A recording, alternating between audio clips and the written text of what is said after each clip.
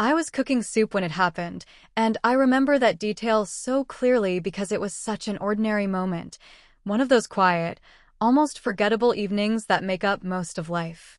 The kitchen smelled like thyme and garlic, the kind of warm, comforting scent that wraps around you like a blanket. Outside, the late autumn wind brushed against the windows of our suburban home in Ohio, carrying the soft rustle of fallen leaves. Everything felt calm, controlled, normal. And then it wasn't. My name is Margaret Hayes, and at 62, I thought I had seen enough of life to recognize trouble before it arrived. I raised two sons mostly on my own after my husband passed, worked as a nurse for 30 years, and learned how to read people, really read them. Or at least I believed I could. But I was wrong about her. My daughter-in-law, Vanessa. When my son Daniel first introduced her to us, she was all charm. The kind of woman who smiled with her eyes, who remembered little details about people, who laughed at just the right moments. She brought homemade desserts to family dinners and insisted on helping me clean afterward, even when I told her not to bother. "Margaret, you've done enough," she'd say, gently taking a dish from my hands. Let me. I liked her. Of course I did. Any mother would be relieved to see her son with someone who seemed so kind, so attentive. Daniel had always been sensitive, a little too trusting, and after a string of failed relationships, I was just grateful he'd found someone who treated him well. At least, that's what it looked like. They moved in with me about 6 months after their wedding. It wasn't supposed to be permanent, just until they saved enough for their own place. Housing prices had gone crazy, and Daniel's job at the time wasn't paying enough. I didn't mind. The house felt less empty with them there. Laughter returned to the walls. At first. But small things started to shift. Subtle changes. The kind you don't notice right away, but once you do, you can't unsee them. Vanessa became particular. About everything. The way I folded towels. The way I arranged the pantry. The way I cooked. "It's just a suggestion," she'd say, her tone sweet but her eyes sharp. "You know, for better efficiency." I brushed it off. Everyone has their quirks. But then she started correcting me in front of Daniel. "Mom, Vanessa's right," he'd say, almost automatically, like he didn't even think about it. "It's easier this way." That stung more than I cared to admit. Still, I told myself it was just adjustment. Different generations, different habits. Nothing serious. Until the day of the soup. It was a Tuesday evening. Daniel was working late, and Vanessa had been upstairs most of the afternoon. I hadn't seen much of her, which honestly felt like a relief. I decided to make chicken soup, something simple, something comforting. I was standing at the stove, stirring slowly, lost in thought, when I heard her footsteps behind me. "You're making soup?" she asked. Her voice sounded off. Not angry. Not exactly. Just flat. "Yes," I replied, glancing over my shoulder with a small smile. "Thought it would be nice for tonight." She didn't smile back. "You're using that ladle?" she asked. I frowned slightly, looking at the utensil in my hand. "Yes, why?" She stepped closer, her gaze fixed on the pot. "That's not the right one." I let out a small, polite laugh. "It works just fine, Vanessa." "No," she said, more firmly. "It doesn't." There was something in her tone that made me pause. I turned to face her fully. "It's just a ladle," I said gently. "It doesn't really matter." Her eyes flicked up to mine, and for a moment, I didn't recognize the expression in them. It wasn't annoyance. It was anger. Sharp, sudden, and completely out of proportion. "You never listen," she snapped. I blinked, caught off guard. "Excuse me?" "I've told you before," she continued, her voice rising. "There's a proper way to do things in this house." In this house. The words hit me like a slap. "Vanessa," I said, keeping my voice calm, "this is my house." Something in her face changed then tightened, like a mask slipping. "Not anymore," she muttered. Before I could respond, before I could even fully process what she meant, she grabbed the ladle out of my hand. It happened so fast. 1 second, I was standing there, confused but composed. The next, there was a sharp, searing pain across my temple. The sound came after, the metallic crack of the ladle connecting with my head. For a moment, everything went white. I stumbled back, my hand flying to my head. Warmth spread beneath my fingers, and when I pulled them away, I saw blood. Vanessa, what? My voice shook, disbelief flooding every word. She was breathing heavily, the ladle still clutched in her hand. Her knuckles were white. "You don't get to ignore me," she said, her voice low and trembling with something that felt dangerously close to rage. I stared at her, my heart pounding so hard it felt like it might burst out of my chest. "This isn't normal," I whispered. "You need to put that down." For a second, I thought she might swing again. But then something shifted. Her expression softened, too quickly, unnaturally so. The anger melted away, replaced by something almost blank. She dropped the ladle into the sink with a loud clang. "I didn't mean to," she said. But there was no apology in her voice. Just emptiness. I took a step back, my mind racing. Every instinct I had, every year of experience as a nurse, every gut feeling, was screaming at me that something was very wrong. "I think you should go upstairs," I said carefully. She tilted her head slightly, studying me. "You're overreacting," she replied. Overreacting? I felt a surge of anger then, cutting through the fear. "You hit me," I said, my voice firm. "That's not something I'm going to ignore." Her lips pressed into a thin line. "You'll be fine," she said. "It's just a little bump." I didn't respond.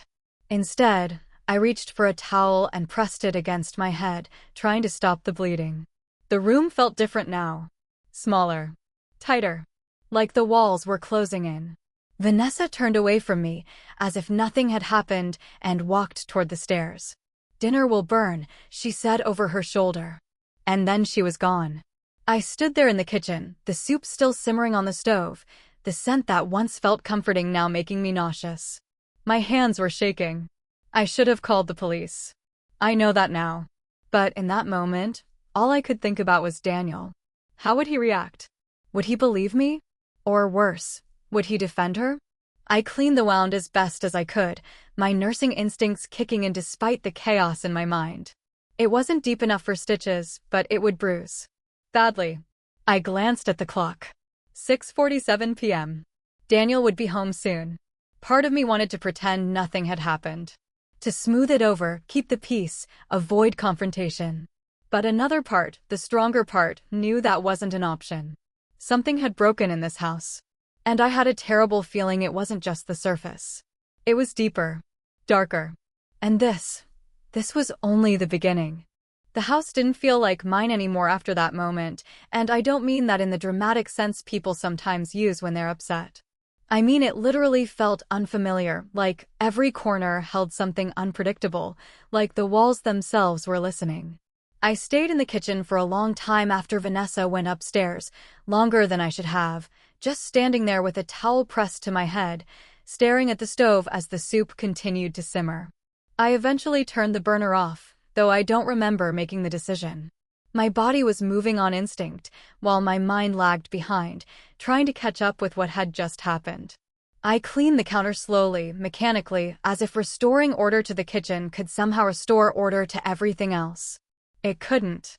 Every small sound made me flinch, the hum of the refrigerator, the creak of the house settling, even the faint footsteps above me. I kept imagining her coming back down the stairs, that same blank look on her face, something else in her hand this time.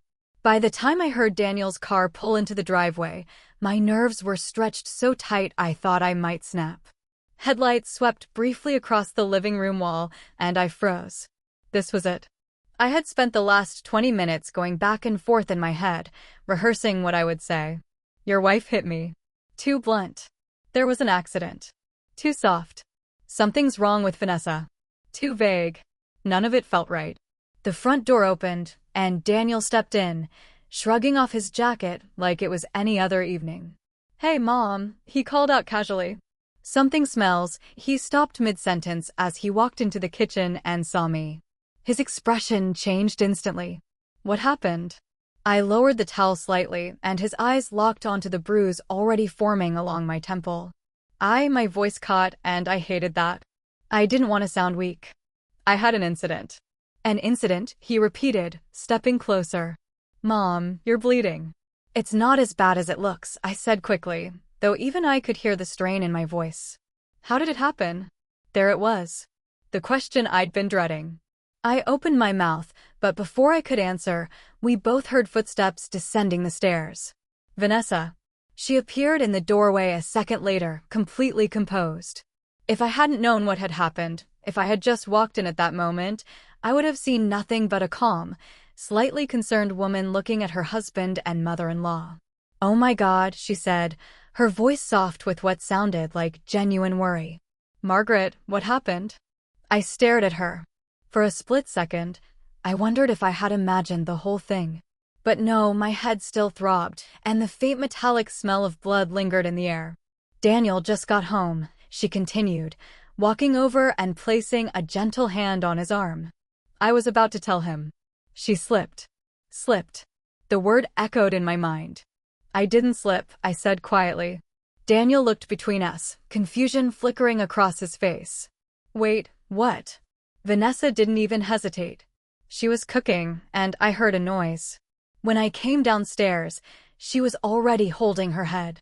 She turned to me, her expression sympathetic. "You must have lost your balance, Margaret. The floor gets a little slick near the sink." "That's not what happened," I said, more firmly this time. The air in the room shifted. Daniel frowned.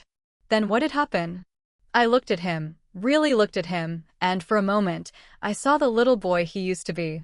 The one who trusted me completely, who came to me with every problem, every fear. I needed him to believe me now. "Vanessa hit me," I said. The words landed heavily between us. Daniel blinked, as if he hadn't heard correctly. "What?" With the ladle, I added, forcing myself to stay steady. "She got angry, and she hit me." Silence. Vanessa let out a soft, disbelieving laugh. "Are you serious right now?" she said. I didn't take my eyes off Daniel. "I wouldn't lie about something like this." "She's confused," Vanessa said quickly, her tone shifting just enough to sound concerned rather than defensive. "Daniel," she hit her head. "You know that can mess with your memory." "I am not confused," I snapped, sharper than I intended. Daniel ran a hand through his hair, clearly overwhelmed. Okay, everyone just calm down." "I am calm," Vanessa said, her voice almost eerily steady. "I'm just trying to understand why your mom would say something like that." "Because it's true," I replied.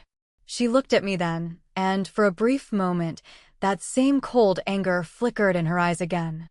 It was subtle, so subtle I might have missed it if I hadn't seen it before. But it was there. "You're accusing me of assault," she said quietly. "I'm stating a fact." Daniel exhaled sharply. "This doesn't make any sense." "Vanessa would never," he stopped himself, glancing at her, then back at me. "Mom, are you sure? Maybe it was an accident." "Maybe she didn't realize." "She realized," I said. Vanessa shook her head slowly, as if she were the one dealing with something tragic. "I think she needs to sit down," she said to Daniel. "She's clearly shaken." "I'm shaken because I was hit," I said. "Mom," Daniel started, but I cut him off. "No," I said firmly. "You need to listen to me." My voice didn't rise, but something in it must have gotten through to him, because he went quiet. "She told me I never listen," I continued, each word deliberate. "She said there's a proper way to do things in this house. And when I disagreed, she took the ladle and hit me with it." Daniel's eyes slowly shifted to Vanessa. For the first time, she looked slightly less composed. "That's not what happened," she said. "Then what did?" he asked. She hesitated. Just for a second. But it was enough. I was trying to take the ladle from her," she said finally. "She was holding it wrong, and I didn't want her to burn herself. It slipped. That's all." "That's not true," I said immediately. "It is," Vanessa insisted, her voice tightening. "Why would I hit you on purpose?" I didn't answer right away. Because the truth was I didn't know.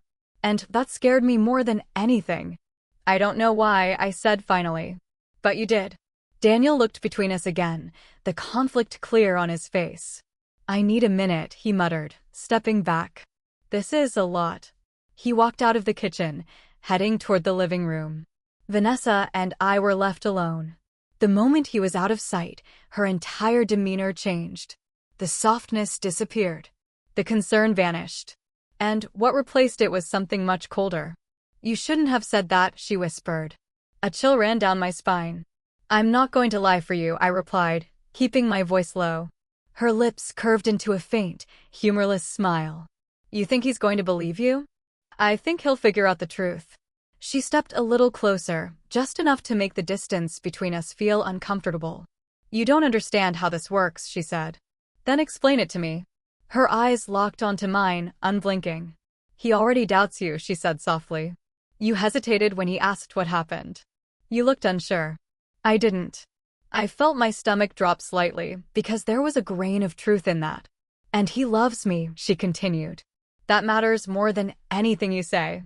"You're manipulating him," I said. She didn't deny it. Instead, she tilted her head slightly, studying me like I was something she was trying to figure out how to handle. "You could make this easier," she said. "Just let it go. Say it was an accident. We move on." I stared at her, disbelief mixing with anger. "You hit me. And you're still standing," she replied coolly. "So ask yourself, is this really the hill you want to die on?" Before I could respond, Daniel's footsteps returned. Vanessa stepped back instantly, her expression shifting back to that carefully crafted concern. "Are you okay?" she asked him gently. He nodded, though he didn't look okay. I don't know what to think," he admitted. "That's because you're trying to make sense of something that didn't happen," Vanessa said softly. I closed my eyes for a brief moment, studying myself. This wasn't over. Not even close. Because as I stood there, looking at my son and the woman he loved, I realized something terrifying. This wasn't just about a single moment of anger. This was something deeper. And whatever it wasn't going to stop here. That night stretched longer than any I could remember, not because of what was said, but because of everything that wasn't. Silence has a way of filling a house more completely than noise ever could, and ours was heavy with it. After the confrontation in the kitchen, Daniel suggested we all take a breather, his exact words, like we were in the middle of some minor disagreement instead of something that had cracked the foundation of our home. Vanessa agreed too quickly. "Space is good," she said gently, her hand resting lightly on his arm. "We're all a little overwhelmed." Overwhelmed. I almost laughed at the word, but nothing about this felt funny. Daniel asked me if I needed anything: ice, pain medication, maybe even a trip to urgent care, but I declined. Not because I didn't need it, but because I didn't want to leave the house. Something in me resisted the idea of stepping out, even for a moment, like if I did, I might come back and find that everything had shifted even further beyond my control. "I'll be fine," I told him. "I've handled worse." That part was true. Years in a hospital had taught me how to manage pain, both physical and emotional. But this was different. Pain from strangers is one thing. Pain from someone inside your own home, someone who's supposed to be family, that cuts deeper. Daniel eventually went upstairs with Vanessa. I heard their bedroom door close, followed by muffled voices I couldn't quite make out. I didn't try to listen. I didn't need to. I already knew how this was going to play out. Or at least, I thought I did. I stayed downstairs, sitting at the kitchen table long after the soup had gone cold. The overhead light cast a dull yellow glow across the room, making everything look slightly off, like a photograph that had been left in the sun too long. My reflection in the dark window caught my attention at one point, and I barely recognized the woman staring back. There was a hardness in my eyes that hadn't been there before. A kind of quiet resolve. I wasn't going to let this go. But I also knew I couldn't handle it the way I normally would. This wasn't a patient I could report or a stranger I could avoid. This was my son's wife. And more importantly, this was my son, caught somewhere in the middle, whether he realized it or not. Around midnight, I finally went upstairs. The house was quiet, but not the peaceful kind of quiet. It felt watchful. I locked my bedroom door. I hadn't done that in years. Sleep didn't come easily. Every creak of the floorboards made my eyes snap open. Every shift of the wind outside sounded like footsteps in the hallway. At one point, I was sure I heard something right outside my door, a faint, almost deliberate pause. I held my breath. Listened. Nothing. But I didn't sleep after that. Morning came too quickly, pale light filtering through the curtains. For a moment, I allowed myself to pretend it had all been a bad dream. That I would walk downstairs, find Vanessa making coffee, and we'd both laugh awkwardly about some misunderstanding. But the dull ache in my head reminded me otherwise. Reality doesn't disappear just because you wish it would. I got ready slowly, my movements careful, measured. When I caught sight of the bruise in the mirror, it had darkened overnight, deep shades of purple and blue spreading across my temple. There would be no hiding it now. Good, I thought. Let it be seen. When I stepped into the hallway, the house was already awake. I could hear the faint clatter of dishes downstairs, the low hum of conversation. I paused at the top of the stairs, bracing myself, then made my way down. Vanessa was in the kitchen. Of course she was. She stood at the counter, pouring coffee into 2 mugs, moving with that same calm precision she always had. Daniel sat at the table, his elbows resting on the surface, his hands clasped together like he was deep in thought. They both looked up when I entered. "Morning," Vanessa said, her tone light, almost cheerful. Daniel's eyes went straight to my bruise. His expression tightened. "Mom, that looks worse," he said. "It is worse," I replied simply. Vanessa walked over and handed him a mug, then picked up the second one for herself. She didn't offer me one. "I was just telling Daniel," she said, taking a small sip, "that we should probably have someone take a look at that. Head injuries can be tricky." I let out a slow breath, pulling out a chair and sitting down across from them. "You mean like the one you gave me?" I asked. Daniel winced slightly. "Mom." "No," I said, holding up a hand. "We're not brushing this aside." Vanessa set her mug down carefully. "No one is brushing anything aside," she said. "But repeating the same accusation isn't going to make it true. It already is true." "Margaret," Daniel started again, but I cut him off. "Daniel, look at me," I said firmly. He hesitated, then met my eyes. "I have never lied to you about something serious," I continued. "Not when you were a child, not as an adult. You know that." He didn't respond, but I could see the conflict in his face again. "I'm not asking you to choose sides," I added. "I'm asking you to pay attention." Vanessa leaned back slightly, crossing her arms. "And what exactly is he supposed to notice?" she asked. "The way you switch," I said, turning my gaze to her. "The way you talk to me when he's not around versus when he is." Her expression didn't change, but something in her eyes hardened. "That's a serious claim," she said. "So is hitting someone in the head." Daniel exhaled sharply, standing up from the table. "This isn't getting us anywhere," he said, running a hand through his hair again. "We need to figure this out logically." "Then start with facts," I said. "Okay," he replied quickly. "Fact, Mom has a head injury. Fact, Vanessa says it was an accident.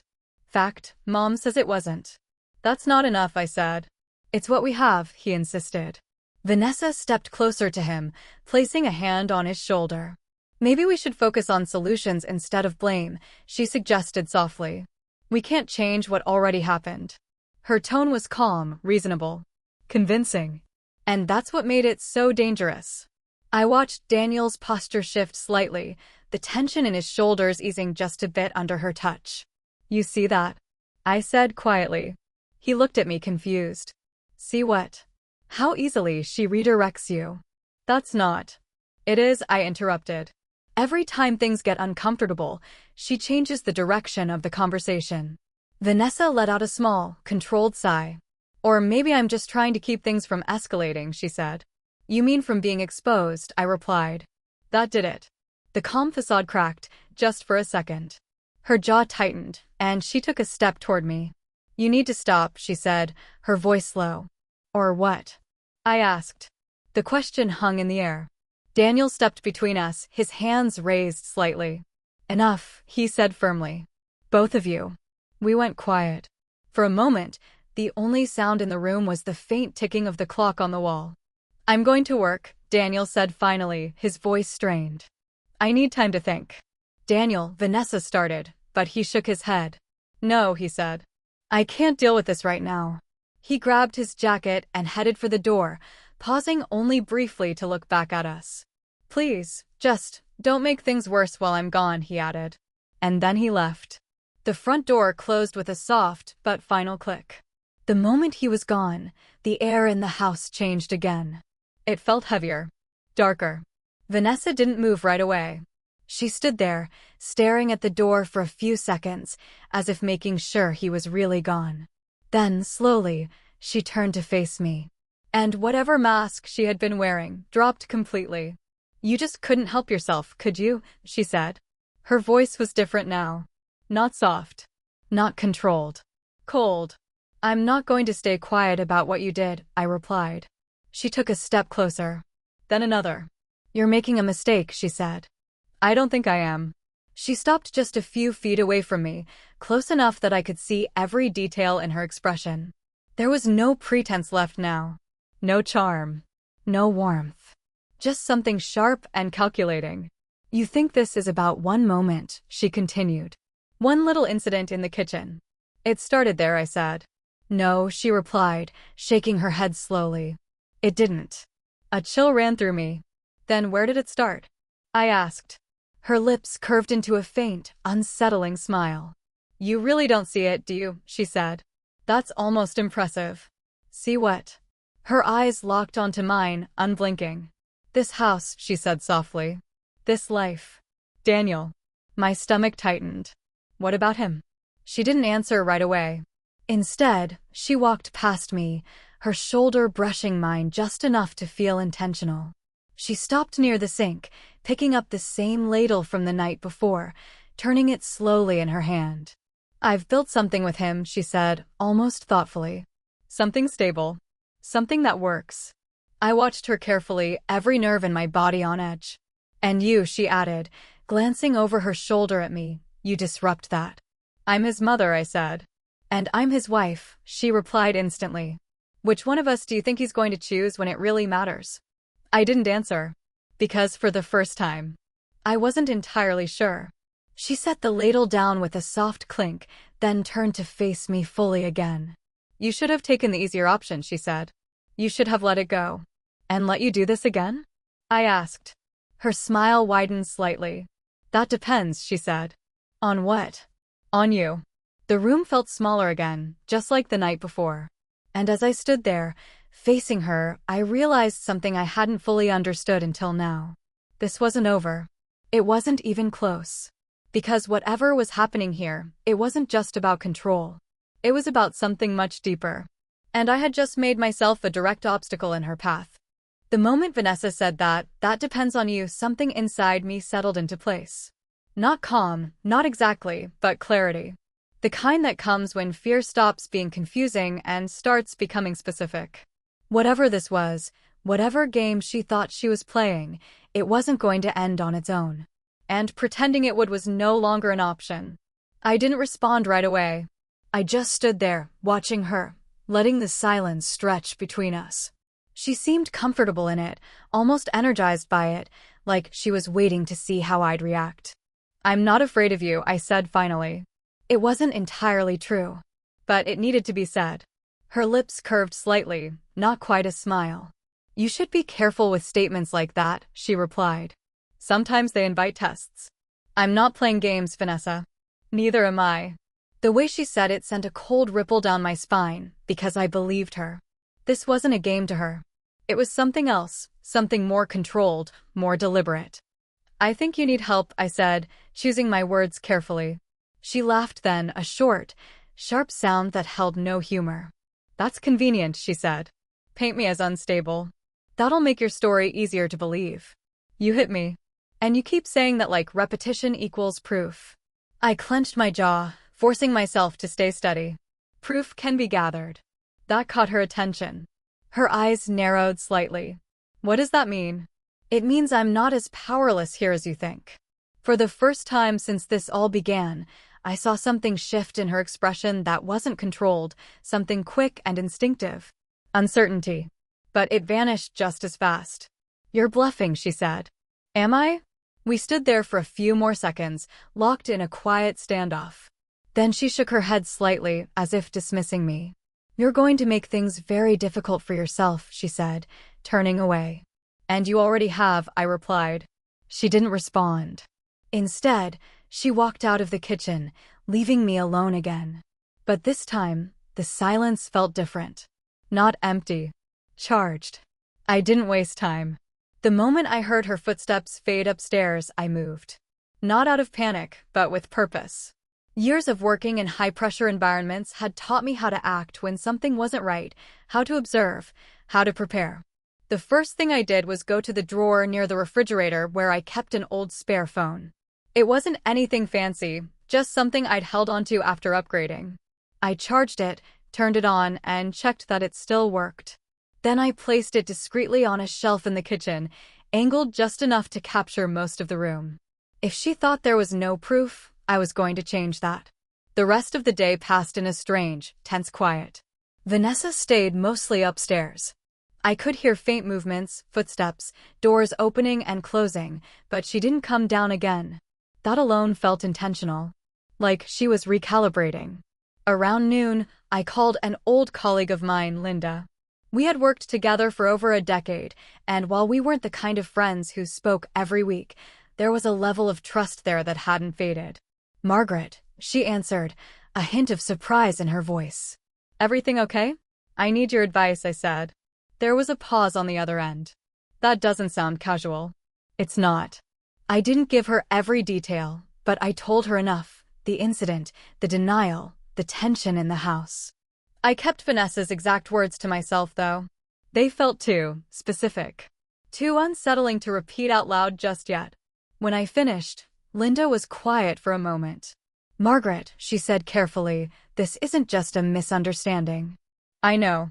And you're still in the house with her? Yes. Another pause. I don't like that, she admitted. If she's capable of that kind of behavior. She is, I said firmly. Then you need to protect yourself. Document everything. And I mean everything. I've started. Good, she replied. And Margaret? Yes. If things escalate, don't hesitate to call for help. This isn't something you should try to manage alone. Her words lingered after the call ended. Because deep down, I knew she was right. But I also knew something else. If I involved outsiders too soon, police, reports, accusations without solid proof, it could backfire. Vanessa was too composed, too convincing. Without something concrete, it would become a matter of conflicting stories. And Daniel. He might choose her. That thought stayed with me longer than I wanted to admit.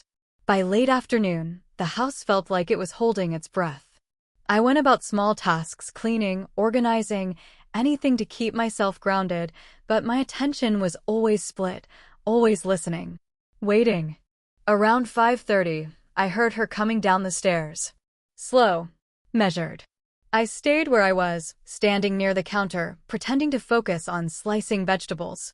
She entered the kitchen like nothing had happened. Are you making dinner again? She asked casually. Yes. What is it this time? Pasta. She nodded slightly, stepping closer. You should add more salt to the water, she said. It helps the texture. There it was again. That tone. That subtle control. I'll manage, I replied. She leaned against the counter, watching me. You're still upset, she observed. You hit me, I said without looking at her. You keep saying that, she replied. I set the knife down and turned to face her. Because it's true. She studied me for a moment, then let out a small sigh. This doesn't have to turn into something bigger, she said. We can still fix this. Fix it how? By being reasonable. And what does that look like to you? She pushed herself off the counter and took a step closer. You stop making accusations, she said. I acknowledge that things got out of hand. And we move forward. That's not accountability. That's compromise. I shook my head. No. That's you trying to control the narrative. Her eyes darkened slightly. You're very stubborn, she said. And you're very calculated. For a second, neither of us moved. Then she smiled. But this time, it wasn't even pretending to be kind. You're learning, she said softly. A chill ran through me, but I held my ground. And you're slipping, I replied. That did it. The shift was immediate. Her posture straightened, her expression sharpening. You think setting traps makes you smart, she asked. So she knew. Interesting. I think patterns reveal themselves, I said carefully. Her gaze flicked briefly around the kitchen. Noticing. Calculating. But she didn't say anything about the phone. Instead, she stepped even closer, her voice dropping. You're pushing this too far, she said. Or maybe I'm finally pushing back. Her hand moved suddenly, not striking this time, but grabbing my wrist, tight enough to hurt. "Listen to me," she said, her voice low and intense. "You don't understand the position you're putting yourself in." My heart pounded, but I didn't pull away. "Then explain it," I said. Her grip tightened slightly. "You're trying to come between me and my husband," she said. "That's not going to end well for you." "I'm trying to protect my son." "From what?" she snapped. "From his own wife?" "Yes," I said. The word landed hard. For a moment, everything froze. Then she released my wrist abruptly, stepping back like she'd touched something unpleasant. "You really believe that?" she said quietly. "I do." She stared at me, her expression unreadable. Then, slowly, she started to laugh. Not loud, not wild, just cold. "You have no idea what you've stepped into," she said. Before I could respond, we both heard the front door open. "Daniel." Vanessa's entire demeanor shifted instantly. The tension melted away, replaced by that familiar calm. "Hey," she called out, her voice warm again. "You're home early." I didn't move. Didn't speak. I just watched. Daniel walked into the kitchen, looking tired but more composed than he had that morning. "Yeah," he said. I couldn't focus at work. His eyes moved between us, sensing the tension. "Everything okay?" he asked. Vanessa smiled gently. "We were just talking." "About?" he pressed. She hesitated just long enough to seem natural. "About how to move forward," she said. "I don't want this to keep affecting you." Daniel exhaled slowly, nodding. "Yeah, me neither." He looked at me. "Mom?" I met his gaze. "This isn't over," I said. Vanessa's smile didn't falter, but her eyes flickered for just a second. Daniel looked between us again, clearly caught. "Then we need to figure out what it is," he said. I didn't answer right away. Because now, for the first time, I wasn't just reacting. I was preparing. And as I stood there, looking at both of them, one thing became painfully clear. The next move mattered. More than anything so far. Because whatever happened next, there would be no going back. Daniel stood there waiting for an answer, his eyes moving between us like he was trying to read something neither of us was saying out loud. The air felt thick again, but this time I didn't rush to fill the silence. I had spent too long reacting, too long trying to convince him with words alone. That wasn't going to be enough anymore. "It is something," I said finally, my voice steady, "but I'm not going to argue about it again." Vanessa's eyes flickered, just slightly. She wasn't expecting that. Daniel frowned. "What do you mean?" I continued, "that this situation needs clarity, not another back and forth. And clarity doesn't come from repeating the same conversation." Vanessa folded her arms loosely, watching me carefully. "That's a nice way of avoiding the issue," she said. "No," I replied calmly, "it's a way of addressing it properly." Daniel rubbed his temples. "Okay, then how do we do that?" I looked at him, really looked this time, and I saw how tired he was. Not just physically, but emotionally. He was being pulled in two directions, and the worst part was that he didn't even fully understand it yet. "We let things play out," I said. Vanessa's lips curved slightly. "That's vague." "It's intentional." Daniel looked confused. "Mom, that doesn't help me." "It will," I said. "Just pay attention. That's all I'm asking." He hesitated, then nodded slowly. "Okay." Vanessa didn't argue. That was the first sign. She just smiled, soft, composed, almost approving. "If that's what you want," she said. But I caught the way her eyes shifted, the brief calculation behind them. She was adjusting. And so was I. That evening moved forward in a strange, controlled calm. Dinner was quiet, almost unnaturally so. Vanessa acted exactly as she always had before all of this, polite, attentive, even warm. She asked Daniel about his day, laughed lightly at something he said, and even offered to help me clear the table. "I've got it," I told her. She didn't insist. Another sign. Because before, she always insisted. Daniel seemed to relax slightly, like maybe, just maybe, this was all resolving itself.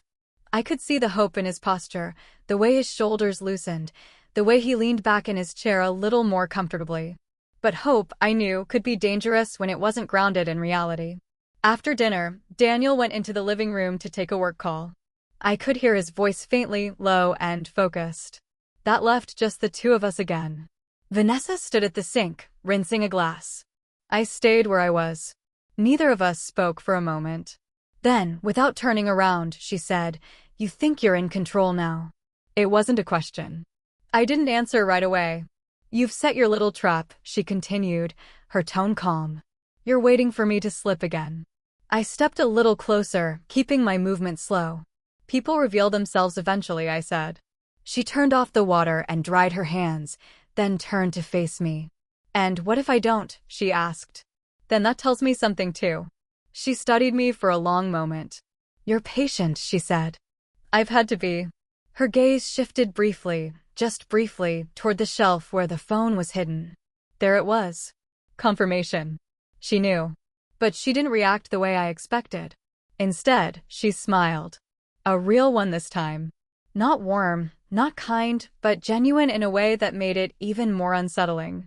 "All right," she said softly. "Let's see how patient you really are." Before I could respond, Daniel's voice called from the living room, "Hey, can you guys come here for a second?" We both walked in. Daniel was standing near the couch, his phone in his hand, his expression serious. "I've been thinking," he said. "And I don't want this to keep dragging on. It's not healthy for any of us." "That's fair," Vanessa said gently. "I agree," I added. He took a breath. "So I want us to clear this up. Tonight." My heart beat a little faster, but I kept my expression neutral. "How?" I asked. Daniel looked between us. "By being honest. Completely honest. No accusations, no defensiveness. Just the truth." Vanessa nodded slowly. "I can do that." "So can I said. He looked at me first. "Mom, are you absolutely sure about what you said?" "Yes." No hesitation. Then he turned to Vanessa. "And you?" She met his gaze, steady and calm. "I'm sure it wasn't intentional," she said. "But I'll admit, I lost my temper. I grabbed the ladle too forcefully. It got out of hand." It wasn't a full confession. But it wasn't a denial either. I felt something shift. Daniel blinked. "Wait, so you're saying?" "I'm saying I didn't mean to hurt her," Vanessa clarified smoothly. "But I can see how it might have happened that way." I watched her carefully. This was new. A partial step forward. Strategic. Daniel looked at me again. "Mom?" "She hit me," I said. "Whether she meant to or not, that part doesn't change." He nodded slowly. "Okay," he said. "So, we agree something happened. That's a start." Vanessa reached for his hand. "I'm sorry," she said softly. "I should have handled it better." Daniel squeezed her hand, relief washing over his face. And in that moment, I saw exactly what she was doing. Not denying. Not escalating. Redirecting. Just enough truth to regain trust. But not enough to reveal everything. I stepped forward slightly. "Daniel," I said, "there's more." Vanessa's grip on his hand tightened, just slightly. "What do you mean?" he asked. I held his gaze. "This isn't just about one moment. It's about a pattern."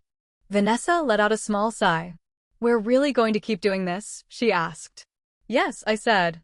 Daniel looked uncertain again. "Mom, I'm not asking you to believe me blindly," I continued. "I'm asking you to observe. Pay attention to how she speaks to me when you're not around. Pay attention to the shifts." Vanessa shook her head, almost sadly. "You're turning this into something it's not." "Am I?" I replied. She didn't answer. Instead, she looked at Daniel. "I can't defend myself against something so vague," she said. "What am I supposed to say to that?" Daniel hesitated. And that hesitation, that moment of doubt, was everything. Because this time, it wasn't just me speaking. It was the space between her words and his reaction. "I think," he started slowly, "I think we all need some distance." Vanessa blinked. "Distance?" "Just for a few days," he said quickly. "To clear our heads." Her expression didn't crack. But I saw it. That flicker again. "You want me to leave?" she asked. "I didn't say that," he replied. Maybe Mom could stay with someone, or..." "No," I said firmly. Both of them looked at me. "This is my house," I continued. "I'm not leaving." Silence. Daniel looked torn again. Vanessa tilted her head slightly, studying me. Then, slowly, she nodded. All right, she said. Too easily. Daniel frowned. That was quick. She gave a small, understanding smile. Because I don't want to make this harder than it already is, she said. If space helps, then I'll take it. That surprised both of us. You'll leave? Daniel asked. For a few days, she said. Stay with a friend. Give everyone time to breathe. Daniel exhaled, relief flooding his face. I think that's a good idea. I didn't respond. Because something about it didn't feel like retreat. It felt like repositioning. Later that night, after Daniel went upstairs to pack a small bag for her, Vanessa lingered in the hallway. I was near the stairs when she stepped closer, just enough to keep her voice low. This isn't over, she said quietly. I know, I replied. Her eyes held mine. You've made it more complicated, she continued. But not impossible. For who? I asked. She smiled faintly. For both of us. Then she turned and walked upstairs. An hour later, she was gone. The house felt different immediately. Quieter. Lighter. But not safe. Not yet. Daniel came downstairs after seeing her off, his expression a mix of exhaustion and something else, uncertainty maybe. I don't know if that was the right call, he admitted. It was a start, I said. He nodded slowly, then looked at me. I need to ask you something, he said. Okay. Do you really think she's dangerous? The question hung in the air. I could have answered quickly. Could have said yes without hesitation. But this wasn't about fear anymore. It was about truth. I think I said carefully that she's capable of more than she's shown you. He swallowed, nodding faintly. That's what scares me, he admitted. We stood there for a moment, the weight of everything settling in. For the first time since this began, I felt like he was starting to see it, not fully, not clearly, but enough. And sometimes, enough is where change begins. That night, I didn't lock my door. Not because I felt safe, but because I knew something had shifted. Vanessa was gone for now.